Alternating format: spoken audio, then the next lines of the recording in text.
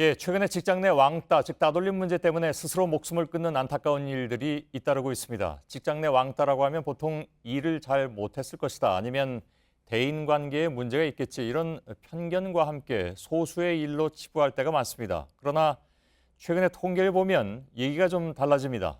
작년에 직장인 10명 가운데 따돌림을 경험해봤다고 답한 사람들이 무려 8명이었습니다. 이쯤 되면 직장에서 적응을 못하는 소수의 문제가 아니라 바로 내 문제로 닥칠 수도 있는 상황입니다. 전문가들은 왕따 문제가 개인의 탓이라기보다는 권위적이고 강압적인 조직 문화 때문이라고 보고 있습니다. 갈수록 확산되고 있지만 개인의 힘으로는 벗어나기 힘든 직장 내 왕따 실태, 우선 박창규 기자가 보도해드리겠습니다. 한때 자부심 강한 직장인이었습니다. 2005년 한국거래소에 계약직으로 입사한 김모 씨. 외국어를 잘해 국제 업무를 주로 맡았고 사내 동아리 활동도 열심히 했습니다. 능력을 인정받아 2014년엔 정직원이 됐습니다. 집에 갖고 와서도 그 일을 할 정도로 뭔가 재미있어 하기도 하고 또 보람을 또 많이 느끼기도 했어요. 하지만 지난달 10일 김 씨는 스스로 목숨을 끊었습니다. 김 씨는 생전에 2012년 직장에서 성희롱을 당했다고 주장했습니다.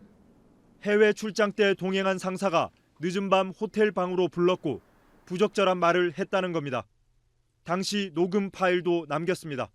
술 얘기하시면서 제가 꿈에 나와가지고 뭐 한 침대에서 같이 이렇게 자다가 꿈 얘기하시면서 꿈 얘기는 꿈을 꿨으니까 내가 기억을 하는 거예요. 김 씨를 힘들게 한 건 피해 사실을 밝힌 뒤 험난해진 회사 생활이었습니다. 일을 제대로 안 한다, 같이 일하기 힘들다는 말이 돌기 시작했고 이런 평가는 곧 기정사실화됐습니다. 심리적으로 몰리면서 김 씨는 우울증 판정을 받았는데 이후 직장 내 상황은 더 나빠졌습니다. 회사 익명 게시판엔 병가를 쓰는 데 대한 비아냥이 올라왔고 인신공격도 이어졌습니다.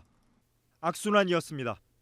혼자 이렇게 유령처럼 가서 이렇게 왔다고 하더라고요. 사람들 마주치면서 사람의 시선을 받으면서 이렇게 뭐 이런 게 힘들다라는 이런. 김 씨의 유서와 일기장엔 성희롱 상사와 동료들에 대한 원망이 담겨 있습니다. 거래소 측은 김 씨 주장의 정확한 사실관계를 조사 중이라고만 밝혔습니다. 하지만 유족들은 김 씨가 공론화하려 했던 왕따 실태를 회사가 덮으려는 건 아닌지 우려하고 있습니다. JTBC 박창규입니다.